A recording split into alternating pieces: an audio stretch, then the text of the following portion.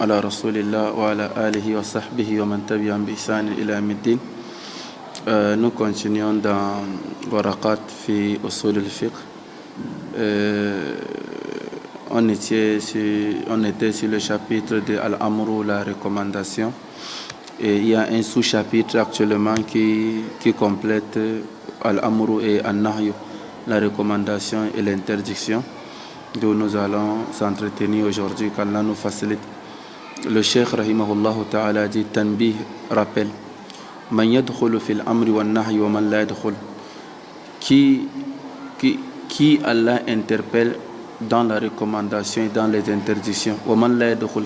Qui on n'interpelle pas, donc qui entre, qui n'entre pas. Si Allah dit faites, tout le monde doit le faire. Celui qui a la raison va faire, celui qui n'a pas la raison va le faire. Les grands vont faire, les petits vont faire. Ça concerne les hommes et les femmes. Ça concerne quelle couche de personnes. C'est ça, man yadkhul wa man la yadkhul. Il dit yadkhulu fi khitabillahi ta'ala al-mu'minun was-sahi was-sabi wal-majnun ghayru dakhilina fi al-khitab wal-kuffar mukhatabuna bi furu' ash-shara'i wa bima la tasihhu illa bi wa huwa al-islam li qawlihi ta'ala ma salakakum fi saqar qalu lam nakum min al-musallin wal-amru bish-shay'i nahyun 'an diddihi wan-nahyu 'an shay'in amrun bi diddihi. Il dit yadkhulu fi khitabillahi ta'ala mu'minun. Ils entrent, les interpellés dans la recommandation d'Allah, ce sont les croyants. Lorsqu'on dit tu es croyant, à chaque fois qu'Allah interpelle les gens de pratiquer ou de s'abstenir, et alors il s'adresse aux croyants. Ya ayyuhalladhina amanu. Et qui sont les croyants là? Ici fait allusion aux mukallaf, ceux qui sont responsables de les actes, al-mukallaf, ou bien at-taklifu. Et at-taklifu, c'est ce que les ulama disent, ilzamu ma fihi kulfa ou mashaqqa. Sur la langue arabe de at-taklif, c'est comme imposer une chose qui est dure, comme le disait Khansa, yuklifu al-qawmu ma nabahum wa in kana aktharuhum mawlida, ay yuklifuhu qawmum. Donc imposer quelque chose par force. Ça, c'est en langue arabe. Mais en sharia, lorsqu'on dit at-taklif, les ulama disent wal khitabullahi bi amrin aw nahy.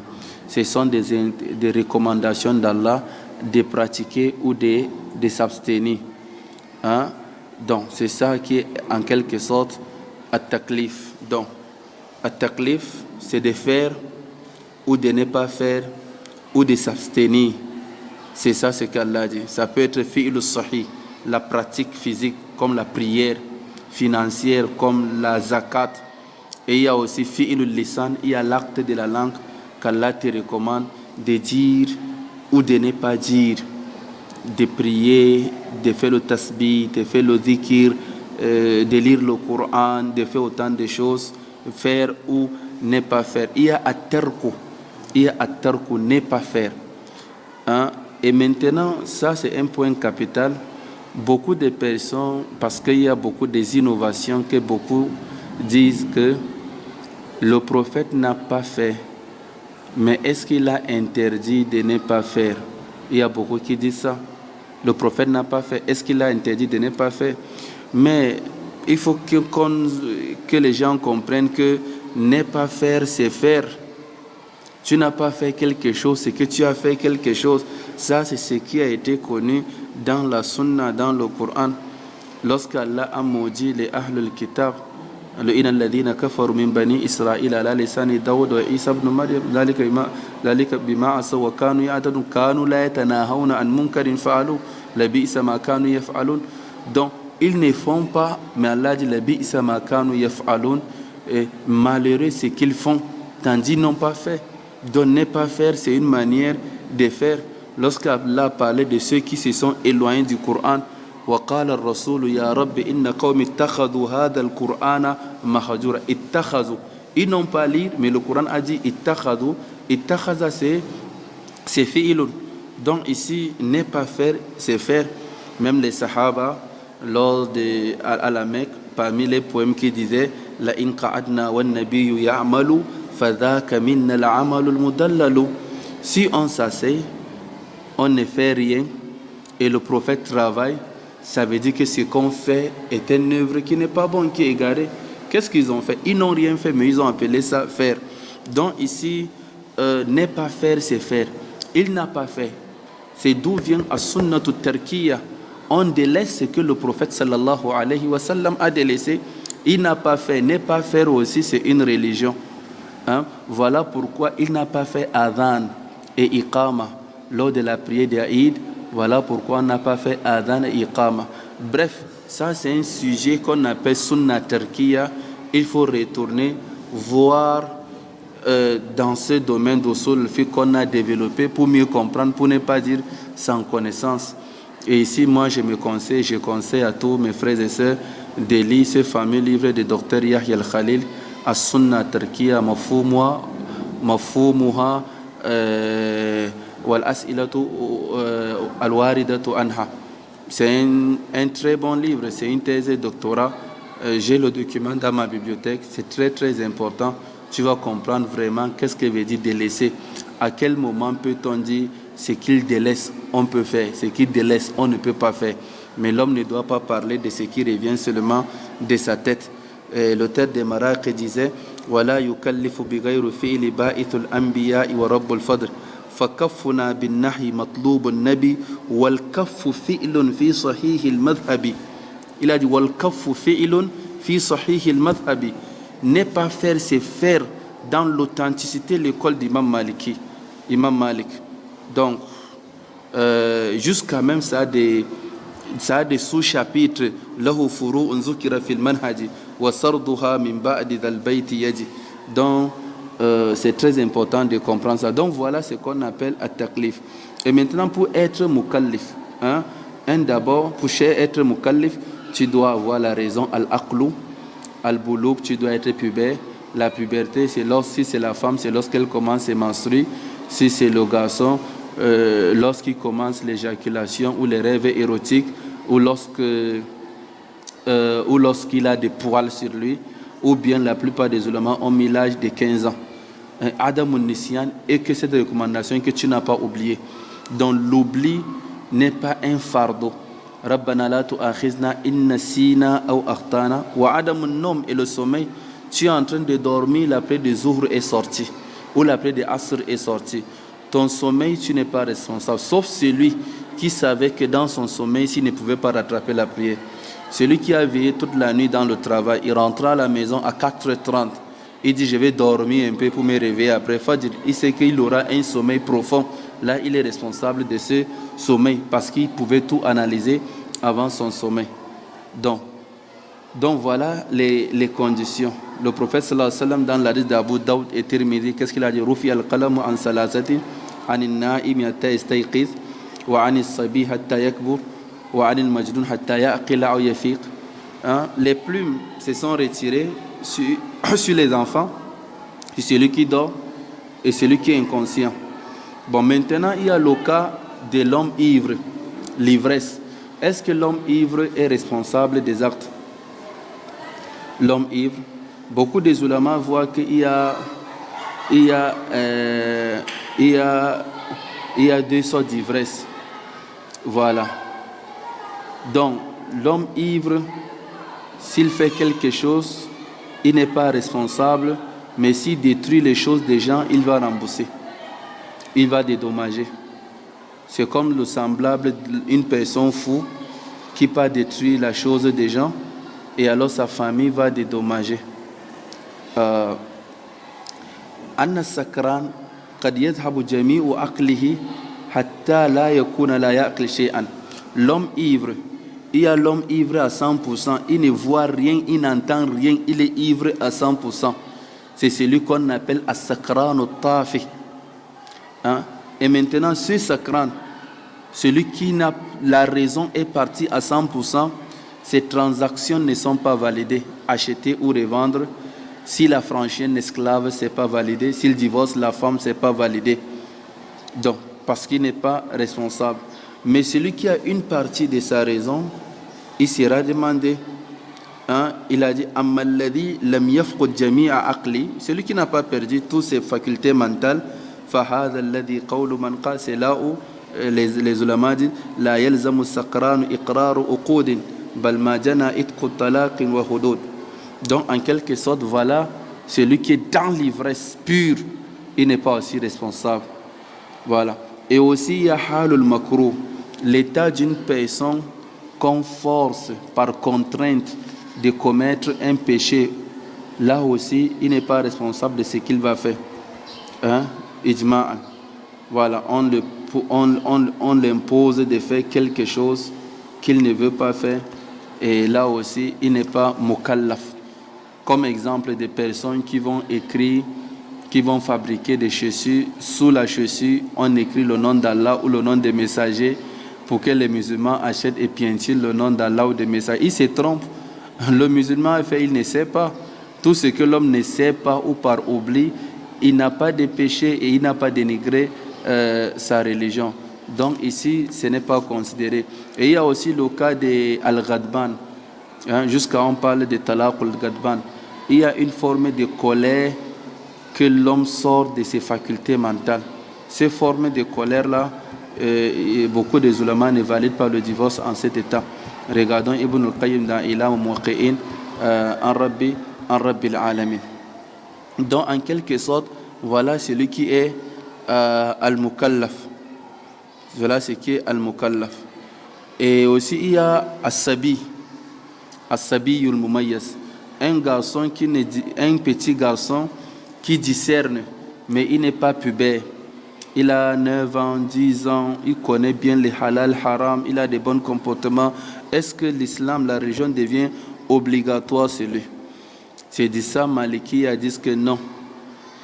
Les actes obligatoires sont facultatifs sur lui et les actes facultatifs interdits sont déconseillés. Voilà. Et Hanabila, beaucoup des ulama de Hanabila voient qu'il est responsable. Wal amru lisibiyani nadbuhu numi lima rawahu min hadithi hat'ami. Ou bien qad kullifa as-sabiyu ala alladhi tumi bighayri ma wajaba wal muharrami wa huwa ilzamu alladhi yashqu aw talabu fahu bi kulli khalf. Donc ici la parole, si nous voyons vraiment la parole la plus fondée est que l'enfant qui discerne mais qui n'est pas pubère n'est pas responsable. Wallahu ta'ala a'lam. Tout ça, c'est ce qu'on appelle ashurut al-taklif. Et maintenant, il y a ce qu'on appelle khitab al-wada'i. C'est ce qu'on appelle ash-shartu, as-sababu, al-mani'u et al-illa. Ash-shart, ce sont des causes. À chaque fois que l'heure de la prière entre, tu vas prier. Si l'heure n'entre pas, tu ne vas pas prier. C'est ce qu'on appelle shart. Ma yalzaw min wujudihi, ma min wujudi al-wujud, wa la yalzaw min adamihi al-adam. Il y a ce qu'on appelle as-sababu. Il y a ce qu'on appelle al-mani. As-sababu, les causes. La cause d'un mariage, c'est la cause comment on appelle, de l'héritage. Je l'ai épousée, elle est morte, j'aurai mon héritage d'elle, cause et aussi autant de choses. Et aussi il y a ce qu'on appelle al-illa. À chaque fois qu'on trouve un indice sur une sentence, on va appliquer al-hukm yaduru ma illati wujudan wa adama. Donc en quelque sorte, voilà le sens de al-mukallifun, al-mu'minun, pardon. C'est at-taklif. Mais il dit wasahi, celui qui a oublié, an-nasi. Wassabi est l'enfant, ay ghayru mumayyaz. Wal majnoun est celui qui est fou, ghayru dakhilina fi khitab. Ils ne sont pas dans la recommandation d'Allah de faire ou de ne pas faire. Ils ne seront pas interrogés. Wal kuffaru, les mécréants qui ne sont pas des musulmans, mukhatabuna bi furu'il ishara'i. Ils seront interrogés des sentences juridiques. Dans tous les kuffars yawm al-qiyamah, Allah va les demander la prière, le jeûne, l'aumône, le pèlerinage, l'habillement, le hijab qu'on n'a pas porté, la purification. Tout Allah va les demander, itiqadiyat et amaliyat. Wa bima la tasihu illa bi, et de ce qui n'est valide qu'avec ça. Donc la pratique n'est valide qu'avec le dogmatique, parce que l'islam c'est deux choses. Al-itiqadiyat qui est le dogme et la croyance, et amaliyat qui sont les pratiques. Donc les pratiques sont vaines si les dogmatiques ne sont pas acceptés. Donc ici, si le dogme, shahadatu kalimatu tawhid, al-islam, usul al-iman, ou arkan al-iman, ne sont pas fondés, innés sur la personne, donc sa prière et son jeûne ne sont pas valides. Donc le non-musulman, le dernier jour, de quoi Allah va l'interroger? Allah va l'interroger de al-itiqadiyat et amaliyat. Allah va l'interroger, pourquoi tu n'étais pas islamisé? Pourquoi tu n'as pas cru au dernier jour? Pourquoi tu n'as pas cru au messager? Allah va lui demander shahadatu Allah ila illallah anna wa rasulullah. Allah va lui demander arkanul islam. Allah va lui demander arkanul iman.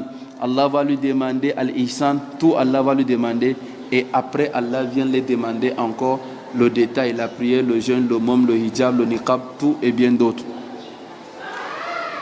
Les qawli ta'ala, Allah dit ma salakakum fi saqar. On demanda à ceux de l'enfer, ma salakakum fi saqar. Qu'est-ce qui vous a mis en enfer? Ils vont dire qalu lam naku minal musallin. Ils ont dit parce qu'on n'a pas prié. Parce qu'on n'a pas prié. Donc, ne pas prier, Allah va demander beaucoup de gens. Ils sont en train de se justifier. Nous sommes dans l'enfer parce qu'on n'a pas prié. Et la prière est un cas de pratique, ce n'est pas un cas de fondement. Bien sûr que c'est dans l'arcane islam, mais ils n'ont pas la foi à l'iman. Ma salakakum fi saqar qalu lam naku minal musallin wa lam naku nut'imul miskin. On n'aidait pas les nécessités. Wa kunna nakhudu ma'al kha'idin wa kunna nukadhibu bi yawmiddin. Tout ça, hein, maintenant ils ont amené Aqidah. Jusqu'à la mort nous a pris donc, en quelque sorte, voilà la cause. Hein? Innahu kana la yu'minu billahi al-azim wa la yakhuddu ala ta'amil miskin. Donc ici, Allah tabaraka wa ta'ala dit walladhina la yad'una ma Allah ilahan akhar. Vous voyez ça, c'est le tawhid usuluddin. ولا يقتلون النفس التي حرم الله إلا بالحق ولا يزنون ومن يفعل ذلك يلقى أثاما. Jusqu'à la fin du verset, ça parle du détail. Donc les non-musulmans, Allah va les interroger des bases, des fondements. Hein, des fondements. Bien sûr que c'est un cas un peu de divergence, mais la base, ils seront interrogés. Mais beaucoup de Hanafiya, hein, qui disent que Gaïrou Mukhataboun, ils ne seront pas interrogés, mais Mukhataboun. Hein? Ça, c'est la parole de Shafia, ils seront interrogés. Voilà. Et d'autres ulama disent Yadkhuluna fi khitab al-manhiyat duna ma'murat. Allah va les demander des interdictions, il ne va pas les demander des recommandations. Ibn Farqa a mentionné tout ça dans le commentaire de Waraqat. Wallahu ta'ala alam. Donc ici, j'ai fini avec la parole de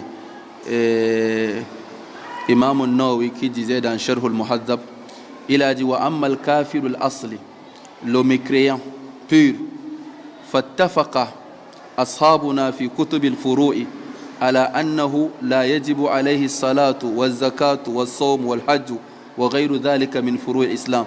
Les ulama sont unanimes qu'il ne sera pas que la prière, le jeûne, le môme, le pèlerinage ne sont pas obligatoires. Wa amma fi kutubil usul faqala jumhuruhum, mais dans les livres d'usul, huwa mukhatabun bil furu'i, il sera interrogé de ce furu. Il ne doit pas faire ici dunya parce qu'il n'est pas croyant, mais il sera interrogé au qiyamah.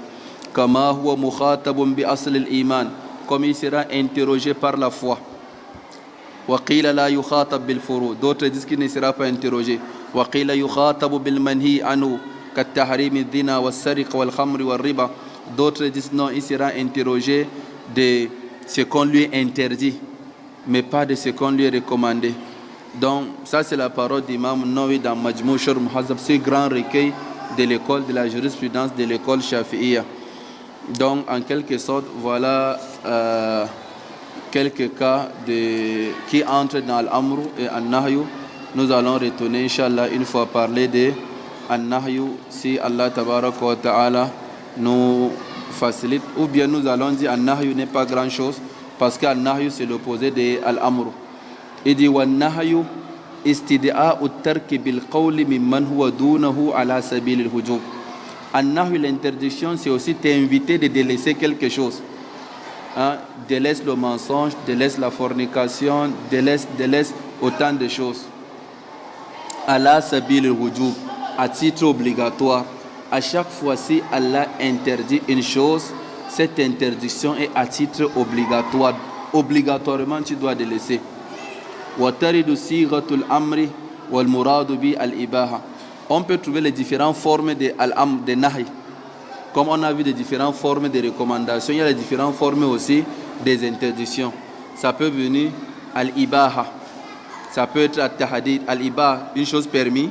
At-tahadid, une menace. At-taswiya, et une chose égale. At-takwin, la transformation.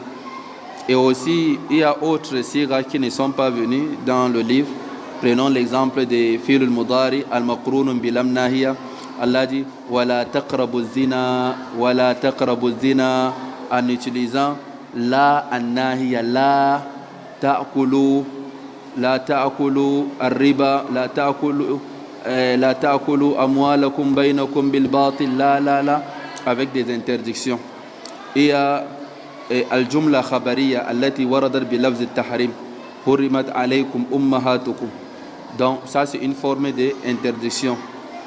Où Allah dit je n'ai pas permis, c'est une forme d'interdiction. Ya alladhina amanu la yahillu lakum, il n'est pas permis, c'est une forme aussi d'interdiction. Ou bien on emploie le terme interdit, an-nahyu, comme on dit naha Rasulullah sallallahu alayhi wa sallam anil qada, le prophète a interdit al-qada, c'est une forme d'interdiction. Et Imam Shafi'i disait aslu an-nahyi min Rasulillahi anna kullu ma naha anhu fa huwa muharramun hatta ta'ti anhu dilalatan tadullu ala annahu naha anhu lima'na ghayru tahrim. Imam Shafi dans son fameux livre il a dit la base d'interdiction, tout ce que le prophète a interdit, c'est à titre formel haram. Personne n'a le droit de faire cette chose s'il n'a pas une preuve de contraire. Exemple, la prier sur la tombe, as-salatu ila al-qubur, c'est interdit parce que le prophète sallallahu alayhi wa sallam a dit la tusallu ila al-qubur wa la tajlisu alayha, ne priez pas sur les tombes, hein? Ne priez pas sur les tombes et ne vous asseyez pas sur les tombes. C'est l'hadith de Muslim, Abu Daoud, hein? Ainsi que d'autres. Ça c'est une forme d'interdiction. L'exemple, l'interdiction, le prophète dit la yamassu ahadukum dhakarahu bi yamini wa huwa yabul, que personne n'attrape comment on a dit, n'attrapez pas vos sexes avec la main droite en urinant, hein? C'est une interdiction. Voilà. Mais ici cette interdiction c'est karaha, c'est déconseillé. Al-Hafiz Ibn Hajar dans Fathul Bari, il a dit anna an-nahya lil karaha li anna adh-dhakara min al-insan li hadith wa huwa bid'atun min. Donc c'est une chose. Bref, pour mieux comprendre, il y a l'interdiction formelle qui est haram. Donc comme la zina, la fornication, le vol, l'agression et bien d'autres. Il y a l'interdiction qui est déconseillée, donner ou prendre avec la main gauche, hein, entrer dans la mosquée avec le pied gauche ou entrer dans la douche avec le pied droit. Il y a aussi ce qu'on appelle comment on appelle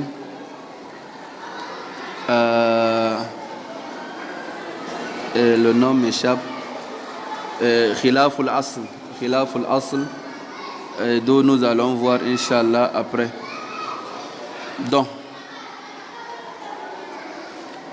Donc voilà ce qui peut être de an-nahyu. Bon, il y a autant de cas qui viendront après.